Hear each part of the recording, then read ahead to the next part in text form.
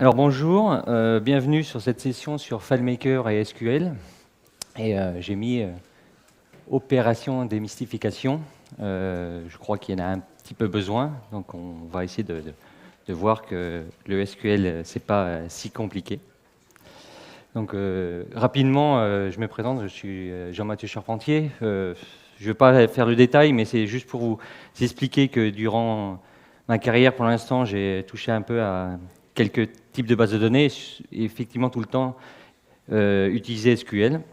Et j'ai créé depuis 2008 ma société Aqua, qui est à Aix-en-Provence. Et on fait du développement sur FileMaker. Voilà, juste étant donné qu'on était à Toulouse, que c'est quand même un des pays du rugby, je savais que les couleurs c'était le rouge et noir. Donc j'ai pris le premier t-shirt qui arrivait dans mon placard, mais je crois que je me suis trompé. Mais c'est pas grave. Donc voilà, donc on va commencer cette session avec une introduction, on finira par une conclusion. Je pense que c'est à peu près le cas de beaucoup de sessions. Et on va essayer de prendre en main SQL. Et j'ai essayé de faire un rapprochement avec ce qu'on connaît dans FileMaker. Donc d'abord, la fonction exécuter SQL est apparue à partir de FileMaker 12 et forcément maintenant sur FileMaker 13.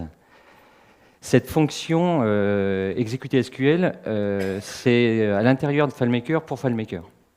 C'est-à-dire qu'on va effectivement faire des requêtes SQL sur des tables, sur des champs dans FileMaker, et on va voir leurs résultats à l'intérieur de FileMaker, donc sans plugin. La seule syntaxe autorisée au niveau de FileMaker, dans cette fonction, c'est la fonction select. Donc on n'aura pas d'update, c'est-à-dire on ne pourra pas faire de mise à jour, on ne pourra pas faire d'insertion, et forcément on ne pourra pas supprimer des valeurs, donc pas de fonction delete dans cette fonction exécuter SQL. Donc voilà un petit peu de présentation. Donc dans la présentation, j'aime bien regarder à la fois ce qui se trouve sur Internet et ce qui se trouve aussi dans l'aide de FileMaker. Donc j'ai récupéré juste 2-3 informations. Je vous laisserai les lire, mais c'est principalement d'abord une chose intéressante, c'est que la fonction SQL ne se basera pas sur les liens, elle se basera sur les tables. Donc on va se dédouaner du contexte. Donc on verra au fur et à mesure que c'est relativement intéressant, cette démarche-là. La deuxième information que nous donne l'aide, c'est que en cas d'erreur, le seul retour qu'on aura, c'est le point d'interrogation. Alors ça ne va pas nous aider énormément, et dans le mode, on en discutera à la fin, mais dans le mode de debug, ça va être relativement compliqué. Et une autre information, c'est que les formats qui vont être tournés sont des formats Unicode SQL.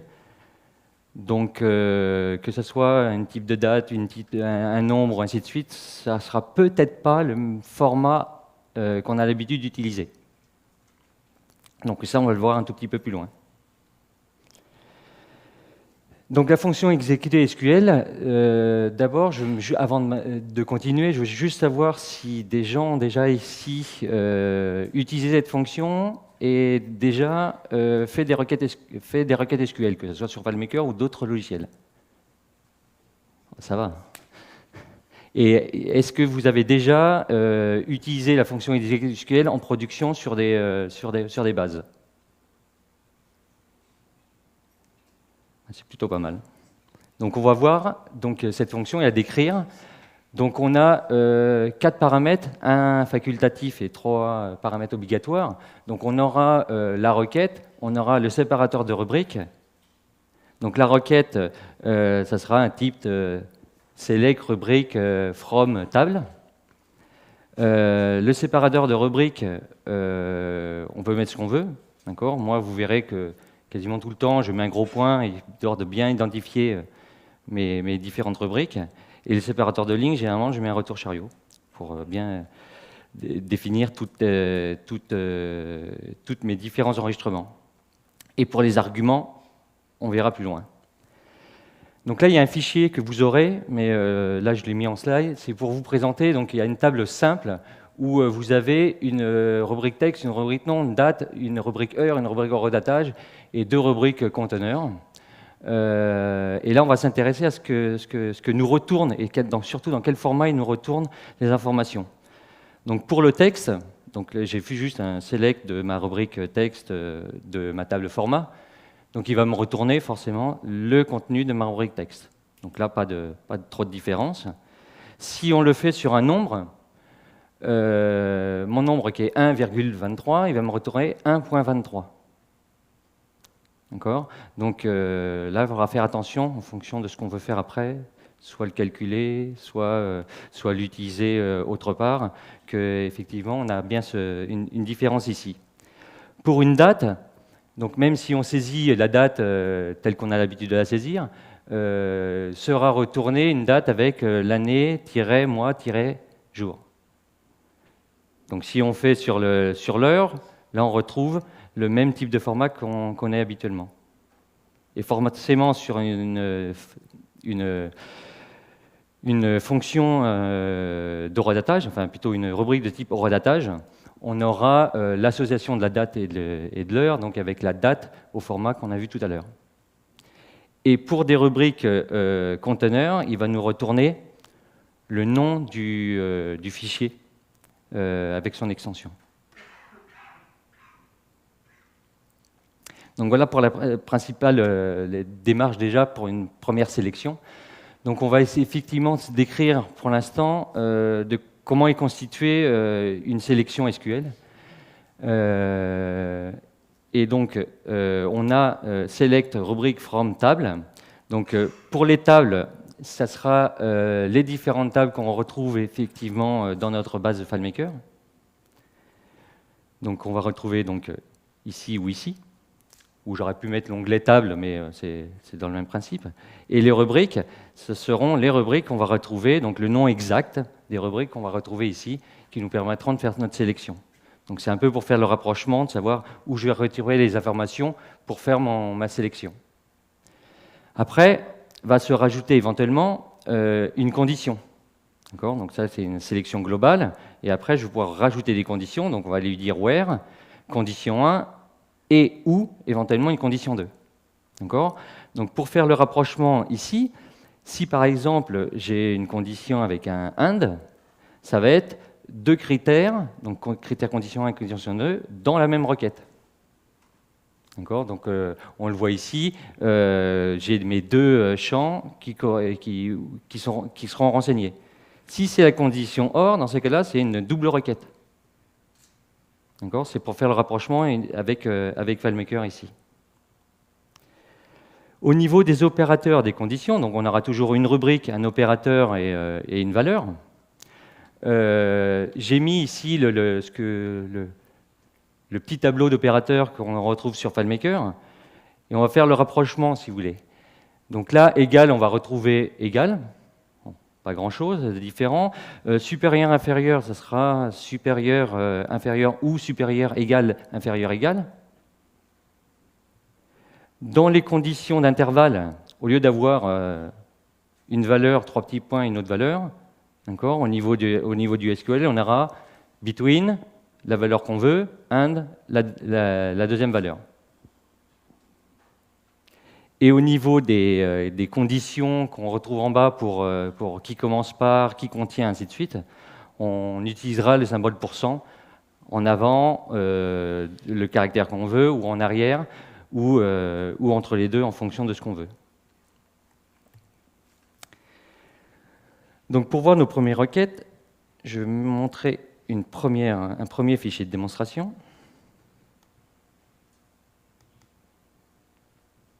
Donc là, j'ai récupéré les 36 000 des valeurs avec les 36 700 communes en France. Et où on voit donc l'ID, le nom de la ville, le code postal, la population en 99, la position en 2012, la surface, longitude, latitude, et puis le département. Ici, si je regarde juste rapidement ma structure, bon, j'ai que deux tables. Donc là, je retrouve toutes mes rubriques, et là, ma rubrique SQL qu'on va voir plus loin. Et dans ma rubrique SQL, j'ai juste Ouais. J'ai juste une rubrique où je vais mettre ma sélection, enfin mon opérateur, et puis j'ai un exécuté SQL qui va me le faire. Hop, ça, pas dû le voir en premier.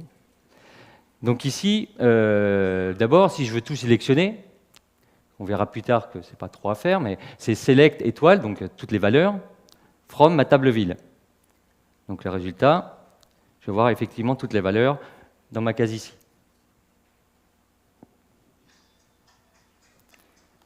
Si on va plus loin, donc si on veut mettre que quelques rubriques, d'accord, à la place de l'étoile, on va mettre la première rubrique qu'on veut. Ici, c'est le code postal. Et à virgule, la deuxième rubrique qu'on veut, from la table toujours. Et donc là, j'ai une restriction, j'ai que mes 2 rubriques, mais sur mes 36 000 enregistrements ici. Donc là, je ne demande pas de le calculer, il est calculé automatiquement, c'est juste que j'affiche ou j'affiche pas le résultat. Donc c'est... Ici, c'est une fonction pour compter le nombre d'enregistrements qu'on a. Donc si je regarde, j'affiche le résultat, j'ai bien 36 700, comme j'avais tout à l'heure, dans mon tableau de mes villes. Là, je vais rajouter déjà ma première condition. Donc c'est-à-dire qu'on retrouve code postal ville, donc de ma table ville, et je veux lui dire de me rechercher si le code postal égale 13122. Donc il va me retrouver le résultat. Donc le résultat, c'est 20 à 20. Deuxième critère, donc avec une condition ou, d'accord, condition ou, donc les 2 requêtes, donc les 2 requêtes comme on fait sur FileMaker, donc où on va retrouver code postal ville population, donc 2 villes, d'accord, et je vais juste lui demander, soit c'est un département qui commence par 13, soit mon code postal commence par 13, ou ma population est inférieure à 50.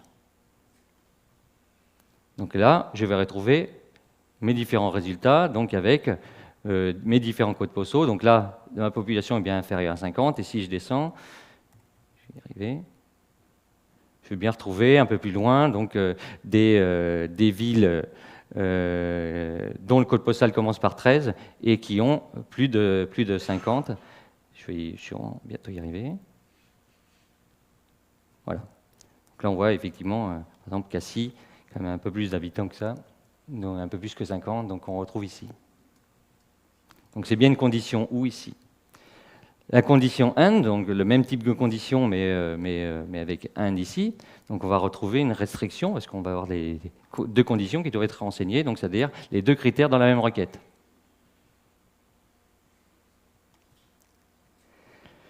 Donc là, on a la fonction between, donc pour dire entre.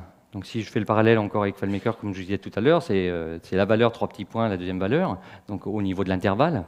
Donc là, je demande la surface qui est entre 10 000 et 20 000. Donc là, je vais afficher le résultat de mes codes postaux, mon nom de ville et ma surface, qui correspond à ces 2 critères. Hop. Voilà pour la première partie.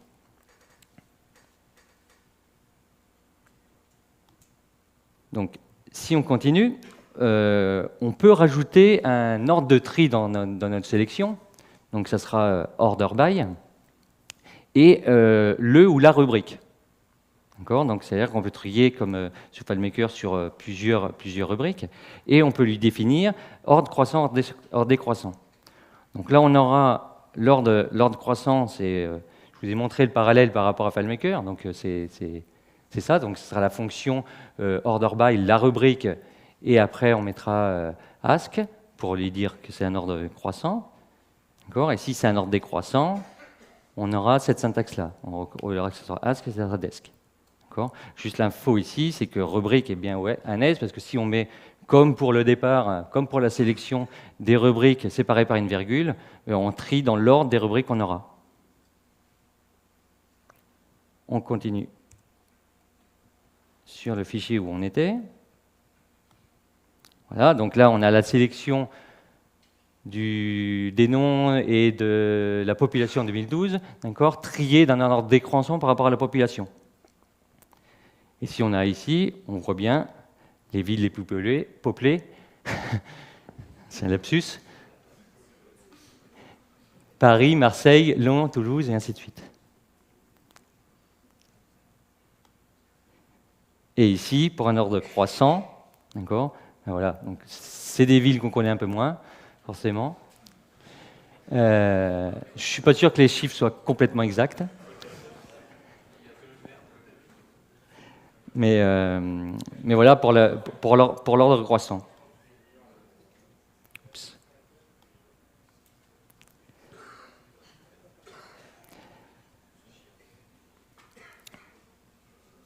Donc, allons plus loin et toujours pour vous montrer que le SQL, on a à peu près les mêmes choses dans FileMaker, donc on peut essayer d'assimiler ces choses-là, c'est qu'on va retrouver des fonctions statistiques, des fonctions de regroupement.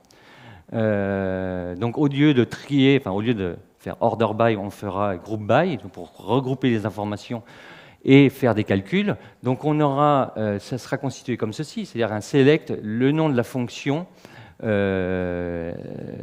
veut, on va voir plus loin, la rubrique from la table, et on va grouper par rapport à une rubrique. Si on prend ce qu'on connaît un peu mieux, c'est-à-dire les fonctions de statistiques, on peut retrouver effectivement ce parallèle ici. C'est-à-dire qu'on va retrouver total, donc sauf que là, ça sera somme, entre parenthèses, ma rubrique, average, minimum, maximum. Donc on retrouve des fonctions similaires ici. Il y a beaucoup plus de fonctions, j'en parlerai à la fin. Il y a des guides qui sont très bien faits, qui vous présenteront toutes les fonctions qu'on utilise dans SQL, toutes les fonctions qui sont utilisées sur le SQL au sein de FileMaker. Et donc, on va retourner une dernière fois sur notre démo de ville, ici, pour voir comment ça se passe. Donc là, je voudrais sélectionner le département et la somme de ma population par département. Donc j'ai bien select ville-département, je fais ma somme de ma population par rapport à ma table ville, et je regroupe tout ça par rapport au département. Et si j'affiche le résultat, je vois bien effectivement mes départements triés, donc de 1 à X, et avec la somme de la population qui correspond à ce critère-là. Et je crois que pour celui-là, voilà, on verra bien si on a le temps plus tard. Donc voilà pour la première partie. Donc c'est un peu pour se chauffer, pour montrer différentes sélections et montrer le parallèle par rapport à un FileMaker ici. Donc maintenant, on va aller un peu plus loin. Donc on connaît des fonctions SQL, on sait déjà en faire une ou deux. Donc on va aller un peu plus loin ici. Et qui dit un peu plus loin, c'est-à-dire qu'on va s'intéresser sur la partie facultative que je vous ai dit au départ, c'est la partie des arguments. Donc on a vu que dans les sélections, on montre des sélections par rapport à des valeurs fixes. Les arguments vont être constitués comme ceci, c'est-à-dire que la syntaxe va être légèrement différente et les arguments vont nous permettre d'insérer dans notre sélection des variables. Donc ces variables, ça sera soit une rubrique, soit une variable. D'accord ? Donc, imaginons dans un script, imaginons même dans un calcul, on pourra récupérer certaines valeurs et, en fonction de la fiche sur laquelle on est, d'afficher des résultats différents par rapport à la même requête. Et ça sera constitué comme ceci. On voit la sélection de la rubrique par rapport à la table, where rubrique 1 égale point d'interrogation, qui constitue une valeur inconnue, une variable, et la variable se mettra en dernier lieu. Et ici, on pourra définir autant de paramètres qu'on veut, c'est-à-dire que si j'ai plusieurs conditions et plusieurs variables, j'aurai autant de points d'interrogation, et à la fin, l'ordre des points d'interrogation sera l'ordre de mes variables derrière. J'aurai valeur 1, point virgule, valeur 2, point virgule, valeur 3, ainsi de suite. On le verra dans quelques exemples plus loin. Donc pour illustrer ceci, je vais vous montrer un autre fichier. Alors ici, c'est un fichier entre guillemets relativement simple, c'est un fichier de facturation, d'accord, où vous voyez donc facture, ligne de facture, client. Donc je ne vais pas m'étendre sur la structure ici, c'est relativement simple et vous aurez le loisir de regarder. Et ici, j'ai juste une table SQL qui est vide, d'accord, et une table moi ici qui correspond à 12 enregistrements. On en reviendra dans le détail quand on verra sur l'optimisation pourquoi on peut faire des choses comme ça. Sur la première partie, ici, donc juste pour vous montrer, j'ai juste deux variables sur mon modèle. Donc je suis sur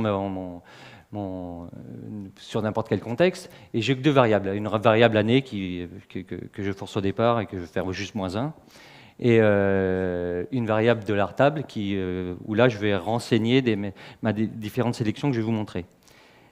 Ici, si je prends mon script, d'accord, on va juste s'intéresser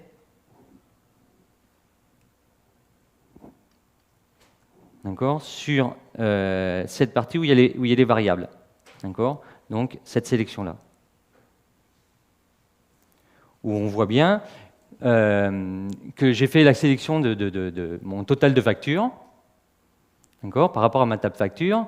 Et je veux lui dire que l'année de ma date, c'est un paramètre. D'accord. Et je lui demande aussi le mois de la date qui sera le mois qui sera donné. J'ai 12 enregistrements de 1 à 12. C'est ces deux variables qui seront récupérées. Et ces deux variables seront ici donc, la valeur de ma rubrique et ici ma variable $année qu'on retrouvera sur le modèle qui sera constitué ici. Qu'est-ce que ça va nous donner ?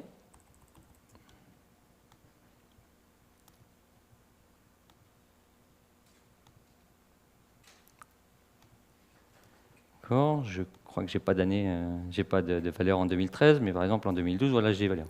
Donc là, j'ai repris pour l'instant assez brut les données, donc je vais retrouver la liste de mes mois et puis le calcul qui sera fait automatiquement. Donc, je ne sais pas si vous voyez bien. Voilà. Si après en 2011, j'ai d'autres valeurs, je reviens en 2012 et j'ai d'autres valeurs. OK ? Ce qui est intéressant ici, c'est que dans ces cas-là, ces valeurs-là, je vais pouvoir parfaitement les mettre dans un graphique. D'accord ? Juste la petite info, il faut le regarder dans le fichier, c'est que c'est des valeurs numériques, mais qui sont retournées avec un point au lieu d'une virgule quand il y a des décimales. Donc il va falloir peut-être transformer cette rubrique-là, une fonction très simple, pour qu'elle soit comprise comme une vraie valeur. Et vous pouvez ici, donc là, ça ne s'est pas bien rafraîchi, mais voilà. Et là, je retrouve. Et si on va dans le graphique ici, d'accord. Donc ici, je vais récupérer mes différentes valeurs que j'ai calculées. Et c'est ce qu'on va retrouver effectivement dans le graphique ici.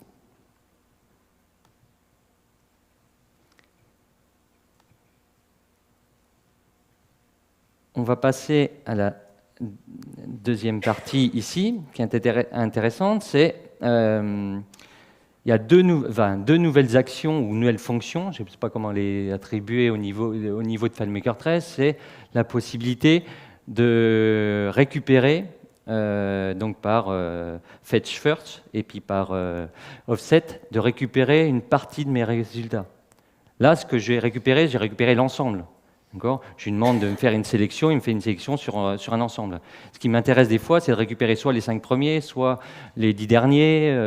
Donc là, il y a deux fonctions qui sont utilisées et qui me permettent effectivement de récupérer un contenu différent. Ici, si je vais sur cette partie-là, donc au lieu de les définir dans une variable et le mettre sur tous mes mois, j'ai défini 12 variables. Donc là, c'est juste pour vous présenter, après que ça peut être légèrement différent, mais vous voyez que la fonction ici, si on regarde, c'est ma même sélection. Je fais une sélection d'une somme par rapport à deux variables, c'est-à-dire le mois et l'année. D'accord? Donc c'est pas très compliqué ici. Donc là, on va le retrouver 12 fois. D'accord? Ce qui va changer ici, c'est par exemple, je veux faire une autre sélection. C'est-à-dire que là, je sélectionne par rapport à mes factures, mais je voudrais sélectionner aussi mes 5 meilleurs clients.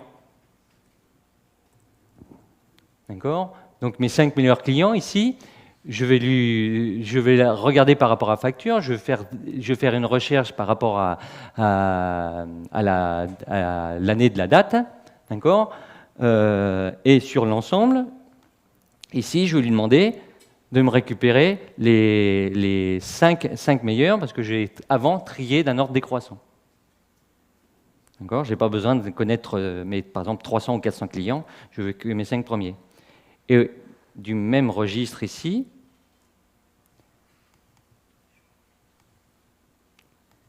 je vais récupérer, d'accord, mais plus sur ma table facture, mais sur la table ligne de facture où il y a ma référence produit, mes 10 meilleures ventes de produits. D'accord? Donc, je trie toujours d'un ordre décroissant et je vais récupérer mes 10 premières lignes qui correspondent à mes 10 meilleures ventes. D'accord? Donc là, ce qui est intéressant ici, c'est que je peux définir des requêtes comme je veux, je peux surtout les définir sur des contextes différents. C'est-à-dire qu'à la fois sur facture, sur ligne de facture, sur n'importe quel type de table. Et pourtant, je vais avoir ici, c'est un tout petit peu plus long, mais on verra après l'optimisation à la fin. Ça va arriver.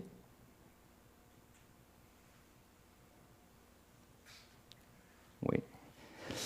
Voilà, donc là, j'ai la récupération ici. Donc, sur cette partie-là, j'ai les calculs de mes chiffres d'affaires par mois. Ici, par année, pour l'année, mes 5 meilleurs clients. D'accord? Et ici, mes 10 meilleurs produits sur l'année. Donc, je vais retrouver sur le même modèle, d'accord, en fonction de n'importe quel contexte, je peux retrouver des valeurs différentes. Ce qui va nous permettre ensuite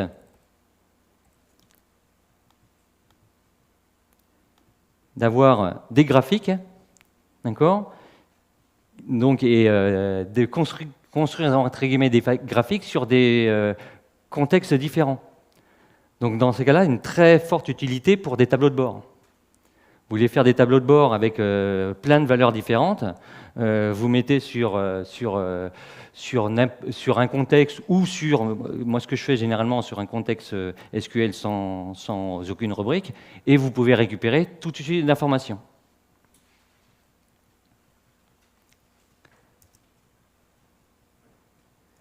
Donc je crois que pour ça, c'est fini. Est-ce que je vais trop vite ?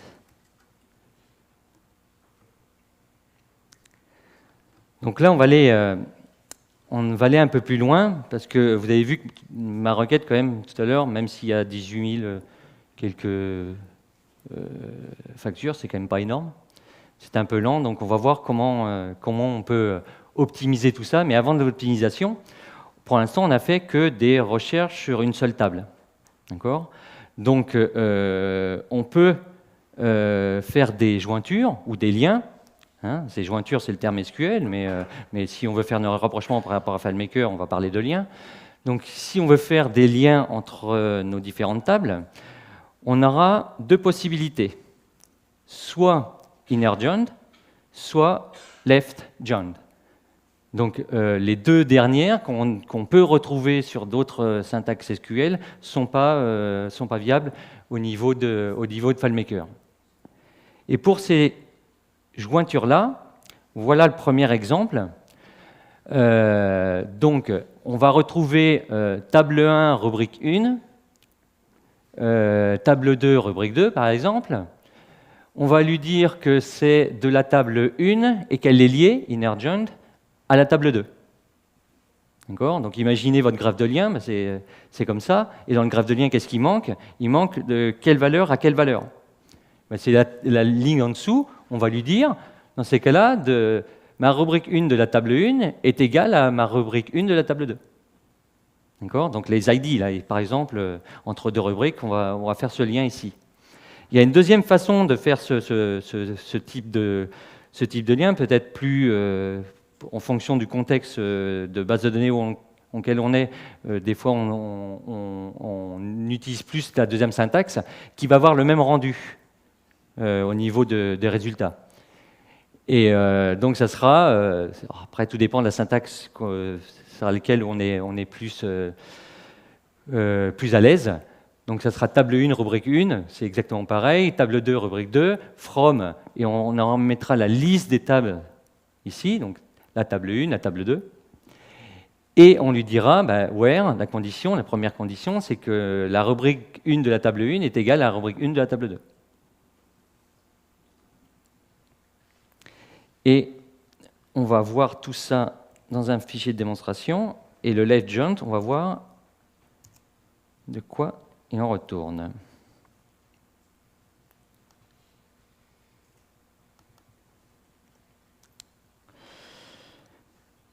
Donc voilà, donc un peu juste de compréhension par rapport à mes tables ici. J'ai pas grand-chose comme renseignement. J'ai une table personne, encore avec un ID, un nom, un prénom. J'ai une table voiture, donc un ID puis un type de voiture. Puis j'ai une table garage qui correspond à quelle personne avec quelle voiture, quelle personne et quelle voiture. Donc c'est un peu un lien de N à N, si vous voulez, pour plusieurs personnes peuvent avoir plusieurs voitures ou dans ce que j'ai appelé garage, si vous voulez, mais dans un garage où on est éventuellement il y a une personne qui n'a pas de voiture, donc il n'y a forcément pas de garage, ainsi de suite. Donc là, ce qui nous intéresse ici, d'accord, c'est de voir le résultat. D'accord. Donc le résultat de ça, si je reprends, donc là, c'est plus je les ai mis directement dans une rubrique calculée. Si je prends, mince. Voilà. Donc je sélectionne le nom de ma personne, donc la table, point, le nom de ma personne, la table garage et son ID, d'accord. De la table personne, inner join, donc lié à ma table garage, quand l'ID garage ID personne est égal à personne ID. Donc là, si vous voyez bien, on fait comme un lien dans le graphe de lien de FileMaker. Et on aura la même chose. On aura la même chose sur l'autre type de jointure, donc l'autre syntaxe. Ici, donc mon sélection de nom de personne, mon garage ID, par rapport à ma table personne et garage, d'accord, quand, where, d'accord, l'ID de la personne de la table garage est égal à l'ID de la personne de la table personne. OK? Tout le monde suit? Donc voilà, ces deux syntaxes. Oh, pétard, non.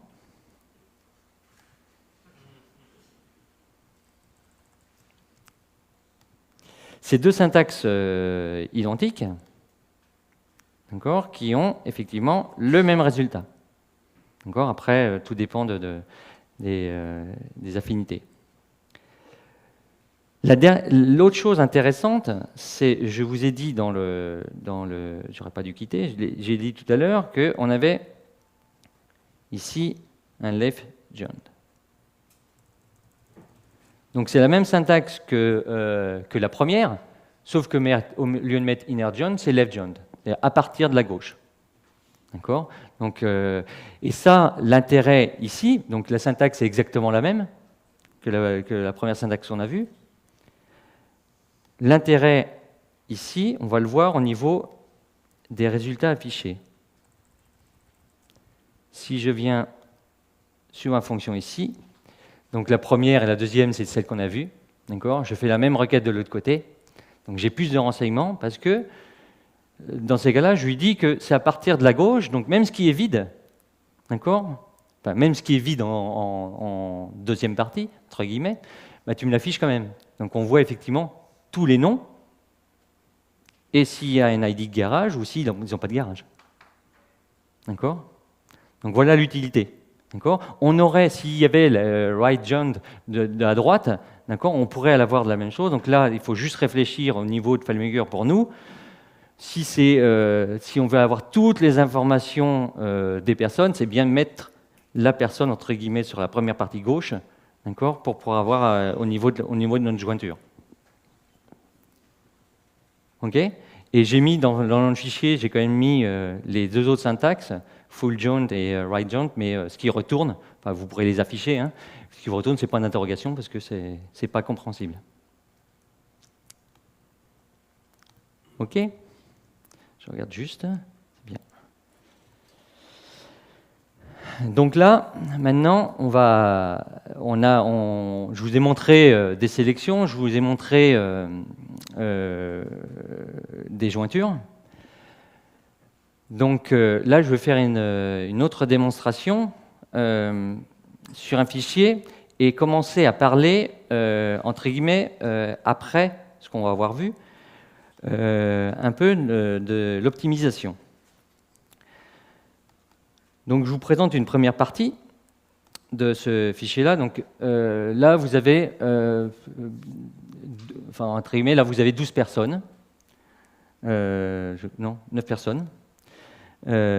Ici, vous avez une suite de factures qui a l'ID du représentant par rapport aux tables personnes qu'on a vues avant. Et ici, on va avoir un rapport que je lui ai demandé de m'afficher par semaine, d'accord? Où ici, j'ai juste, si je passe en mode modèle, d'accord, 8 colonnes. On va voir que mon résultat, je le donne dans une variable, puis après, vous verrez, je coupe dans chaque rubrique la première valeur, la deuxième valeur, jusqu'à la 8e valeur. Après, on peut faire autrement, mais c'est comme ça que j'ai fait ici. Et si on s'intéresse, entre guillemets, au pourquoi du comment, on va voir que dans la méthode 1 qui est définie ici, on va trouver quelque chose de similaire à ce qu'on a vu. C'est-à-dire,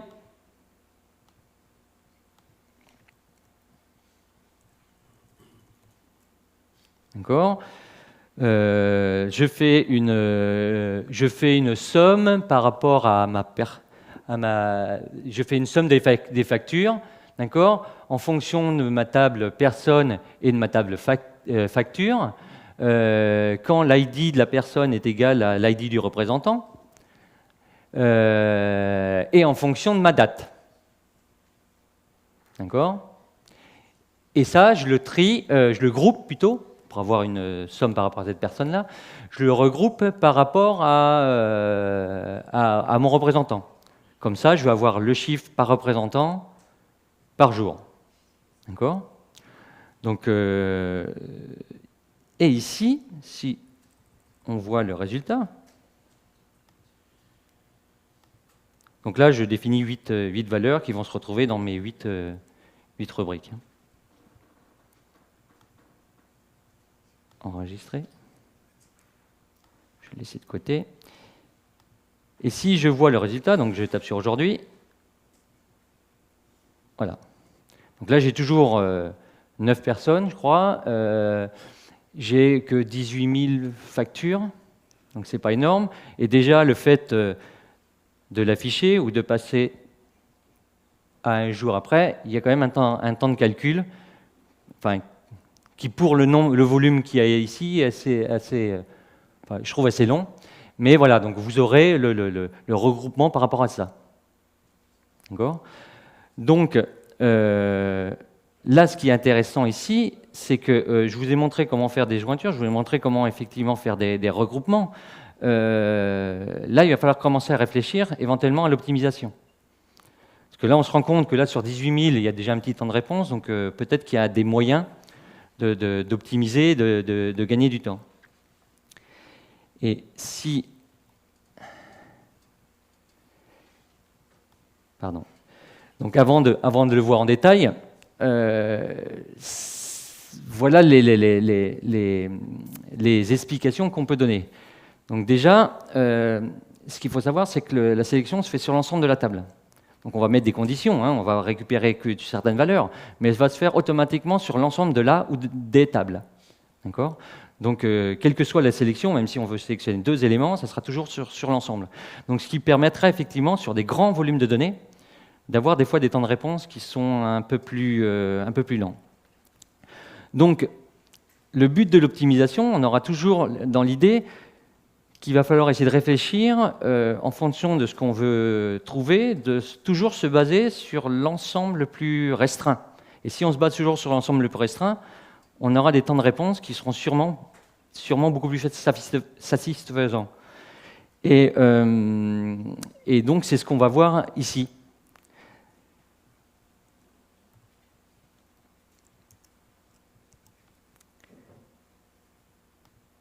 Donc là, je vais passer sur mon deuxième exemple, et avant de le déclencher, enfin, si je peux vous le déclencher avant, donc c'est le même que tout à l'heure, sauf que là, c'est pas le même temps de réponse. C'est les mêmes résultats, mais c'est pas du tout le même temps de réponse. Et c'est quasiment immédiat, je navigue et je vais avoir effectivement le résultat. Donc on va voir maintenant quelle était, entre guillemets, cette méthode. Alors là, j'ai juste regroupé les 8 rubriques, hein, d'accord, les 8 définitions dans une seule. Donc j'ai même regroupé, au lieu d'avoir 8 variables, j'ai même regroupé dans la même. Donc ça aurait aussi peut-être augmenté le temps. Donc ce qui me permet effectivement de regrouper ici.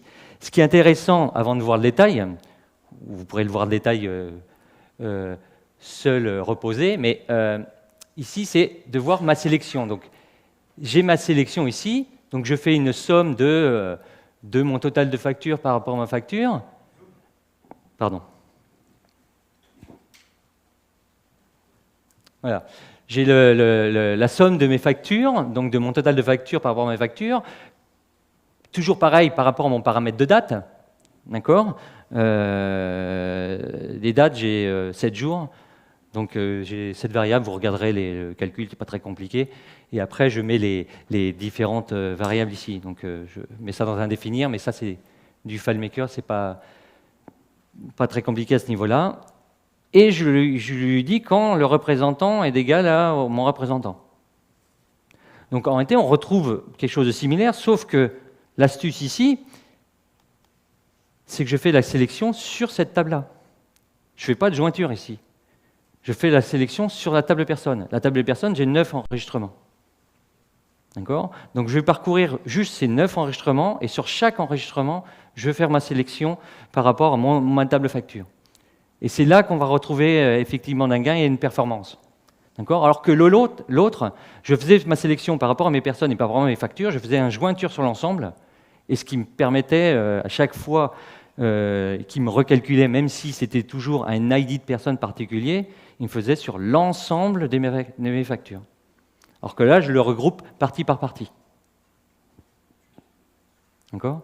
Donc c'est pour ça que, quand je vous disais tout à l'heure, il va falloir bien penser au contexte et de se dire, voilà, je me mets en fonction de ce que je veux retrouver, je me mets sur un contexte restreint, et sur ce contexte restreint, je regroupe mes sélections. Et si au tout début, je ne vous l'ai pas montré, mais au tout début, sur un des premiers fichiers où j'avais la liste des mois, d'accord, dans mon fichier, c'est comme ça que j'avais l'habitude de faire, donc c'est comme ça que j'avais fait ici, c'est que au lieu de récupérer sur l'ensemble, par exemple, j'ai la date, donc je pourrais récupérer le mois et l'année, d'accord, j'ai créé une rubrique, enfin une table, mois. J'ai mis 12 enregistrements de 1 à 12, d'accord, et je fais ma sélection à partir de ma table mois, ce qui me permet effectivement de faire un gain de temps par rapport à cette sélection-là. Clair?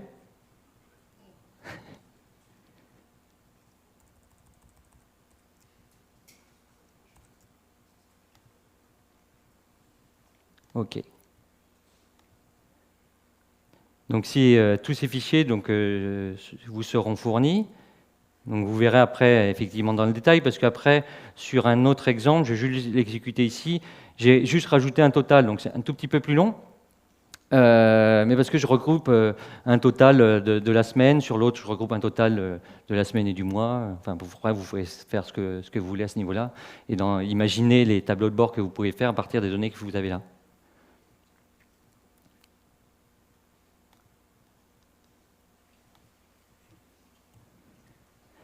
Donc ça, on verra en bonus. Enfin non, je vais le voir maintenant. J'ai du temps? Oui.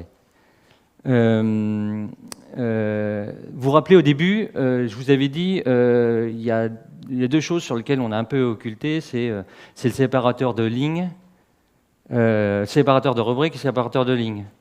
D'accord?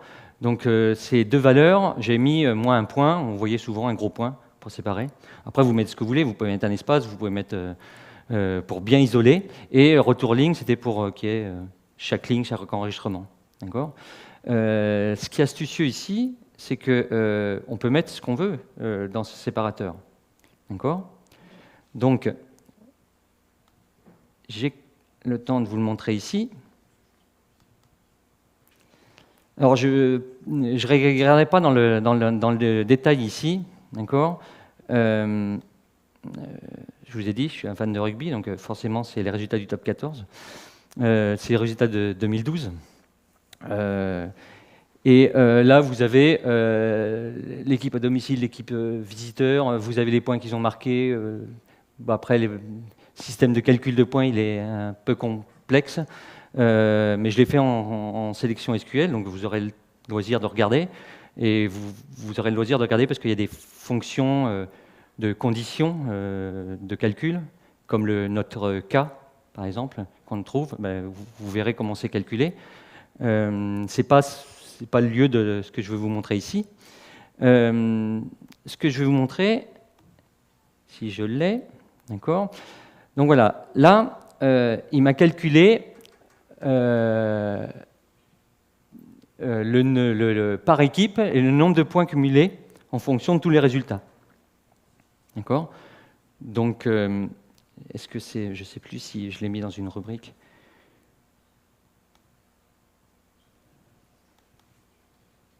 Non. Voilà, je l'ai mis dans un calcul. Vous irez regarder, je ne vais pas regarder le... Pardon. D'accord, c'est ce que je vous disais tout à l'heure, juste rapidement. Voilà, c'est le case win, donc pour les conditions de calcul. À tête reposée, vous le regarderez, c'est pas compliqué, mais c'est pas le lieu de mon explication ici.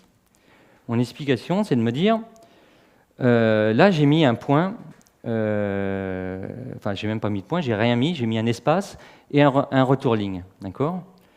Si je suis astucieux et que je mets... c'est ça que je voulais vous montrer en réalité. Je me suis trompé. Si ici, je me mets en retour ligne des trucs comme ça,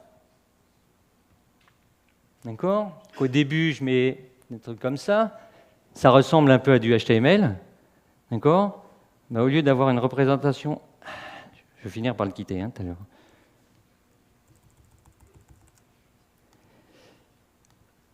Donc, si ici, enregistré, je retourne mon résultat, et ce résultat, je le retourne dans un tableau. D'accord. Donc là, c'est la liste. Et là, ici, c'est le tableau de résultats. Donc ça, c'est un web viewer où je veux mettre la variable que j'ai calculée.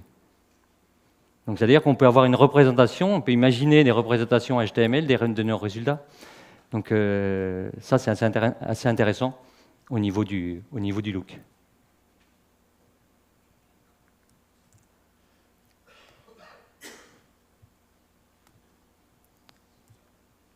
Alors, dernière chose, Voilà, ça c'est chez un client chez qui on intervient et qui, il n'est pas bien dimensionné, mais c'est pas grave. C'est un exemple de tableau de bord, d'accord. Tous ces tableaux de bord, tous ces calculs-là, il n'y a que du SQL dedans, parce que c'est du contexte différent. Au départ, il voulait un tableau de bord, et puis j'ai commencé à faire un lien, parce que c'était un tableau de bord pas très compliqué. Et puis après, il voulait un tableau de bord sur d'autres contextes.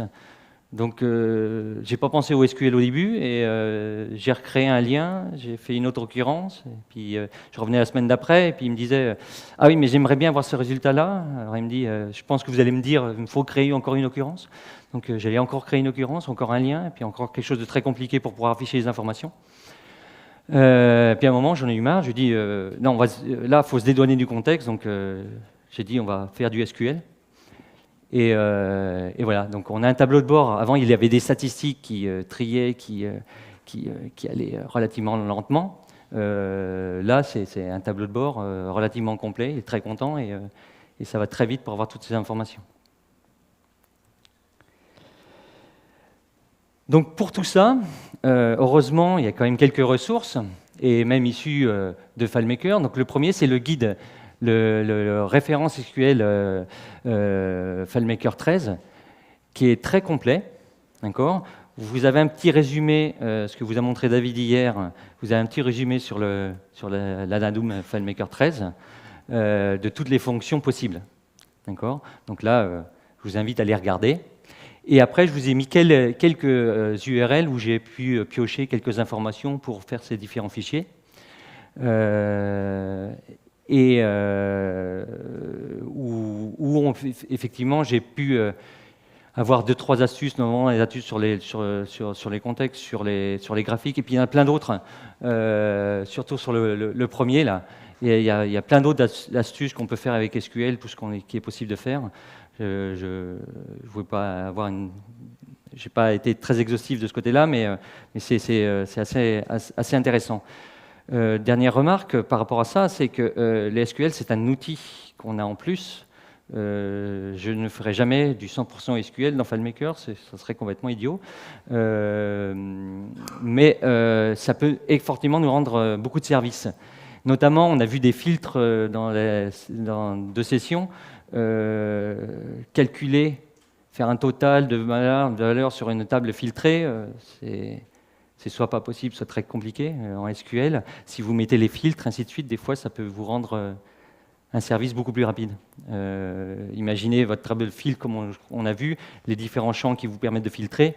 Ces différents champs, c'est des paramètres d'une requête SQL qui pourrait vous afficher le total, ce que vous voulez derrière. Et dernière chose, il y a vous irez voir le dernier article qui est en bas là, il y a 2 tables virtuelles dans FileMaker. Je vous les montre juste rapidement. Je les ai mis où? Je crois que je les ai mis là.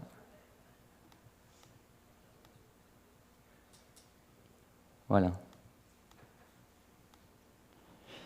C'est ça, c'est 2 tables virtuelles donc, qui s'appellent FileMaker underscore tables et FileMaker underscore field, qui vous reprend toute une suite d'informations, donc la liste des tables avec quelques paramètres des tables, d'accord. Donc le nom du champ et le nombre de champs de champs qui le constituent. Et ici, la table, le champ, le type de rubrique et différentes informations. Si vous voulez avoir plus de détails, vous allez dans le dernier lien que je vous ai montré ici, et vous avez un contenu qui est quand même très très bien fait pour vous montrer tout ce contenu. Donc voilà, donc en conclusion, c'est ce que je vous disais, c'est que le SQL, ça doit être un outil, c'est quand même pas si compliqué que ça à se mettre dedans, que j'espère qu'à partir de ce que je vous ai montré là, ça sera encore tout petit peu plus facile, et ça peut rendre beaucoup de services. Après, il ne faut pas en mettre partout, donc ce même client que je vous ai montré tout à l'heure, il commençait à en mettre partout. Et il faisait même des choses en SQL plus longues et plus compliquées, alors qu'il y avait la fonction qui existait sur FileMaker. Donc, on a commencé à faire un peu de ménage pour lui remettre des fonctions FileMaker au lieu des fonctions SQL qu'il mettait partout. Donc, en conclusion, il va y avoir quelques inconvénients et quelques avantages. Les inconvénients, donc, comme je vous disais, c'est qu'on traite l'ensemble de la table.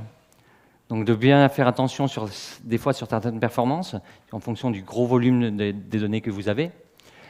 Qu'il faut apprendre un nouveau langage. Mais bon, c'est quand même relativement bien documenté et on s'y fait quand même très vite. Et les avantages, c'est simplifier le graphe de lien, éviter les multiples occurrences, et puis c'est de traiter des données en dehors de son contexte. Et ça, c'est très intéressant pour notamment faire des tableaux de bord qui commencent à tenir la route. Voilà. Est-ce que vous avez des questions ?